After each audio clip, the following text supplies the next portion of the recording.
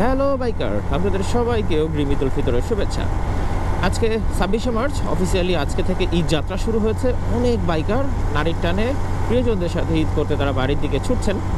So চলেন চটজলদি আমরা একটু আলোচনা করে ফেলি কীভাবে আমরা আমাদের এই ঈদ যাত্রাটাকে আর একটু নিরাপদ করতে পারি। প্রথমত আপনাকে যেটা করতে হবে, ঈদ যাত্রা শুরুর আগেই আপনার মোটরসাইকেলটাকে একবার একটু চেক আপ করিয়ে নিতে হবে যে কোনো প্রবলেম রয়েছে কি না, অথবা আপনি একটু নিশ্চিন্ত হয়ে নিলেন। যদি আপনি সময়ের স্বল্পতার কারণে সেই চেক আপটা করিয়ে নিতে না পারেন, সেক্ষেত্রে ঢাকার প্রত্যেকটা আউট পয়েন্টে ইয়ামাহারও সার্ভিস পয়েন্ট রয়েছে, সেই সাথে অন্যান্য ব্র্যান্ডেরও সার্ভিস পয়েন্ট আছে।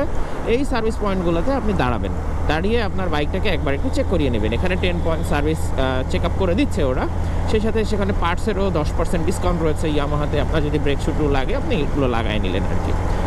দ্বিতীয়ত, যদি আপনি যাত্রাটা শুরু করেন, তো সেক্ষেত্রে যাত্রা শুরুর সময় সৃষ্টিকর্তার নাম নিয়ে দোয়া পড়ে তারপরে আপনি আপনার যাত্রাটা শুরু করলেন। 3 নম্বর যেটা হচ্ছে, রাস্তায় আপনারা কখনোই অযাচিত রেস করবেন না। অন্য কোনো মোটরসাইকেল হোক, সেটা অন্য কোনো যানবাহন হোক, যে কারো সাথেই হোক, আপনারা রেস করবেন না।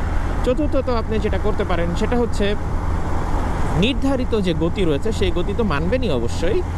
চাইলে আপনি আপনার গতিটাকে আরেকটু নিয়ন্ত্রণ করে চালাতে পারেন। কেন বলছি এই কথা? কারণ ঈদ যাত্রায় সবারই তাড়া থাকে। আবার ঈদ যাত্রায় অনেক আনাড়ি রাইডার, অনেক আনাড়ি ড্রাইভারও কিন্তু রাস্তায় নেমে পড়ে। সো এমনভাবে আপনাকে মোটরসাইকেলটা বা আপনার যানবাহনটা চালাতে হবে যাতে আপনি নিজে তো নিরাপদে থাকবেনই, অন্যর ভুলের কারণেও যাতে আপনার ক্ষতি না হয়, সেই জন্য আপনি আরেকটু বেশি সচেতন থাকবেন। লাস্ট অফ অল যেইটা আপনাকে বলতে চাই সেটা হচ্ছে, অনেক বেশি পরিমাণে মাথা ঠান্ডা রাখতে হবে। কারণ এই ঈদ যাত্রায় একে তো হচ্ছে রাস্তায় প্রচুর রাশ, দ্বিতীয়ত এই সময় আপনি রোজা রেখে মোটরসাইকেল চালাবেন। রোজা রেখে আসলেই মানুষের মাথা বা মন একটু খিটখিটে থাকে। সো সেক্ষেত্রে আপনার মাথাটা অনেক বেশি পরিমাণে ঠান্ডা রাখতে হবে।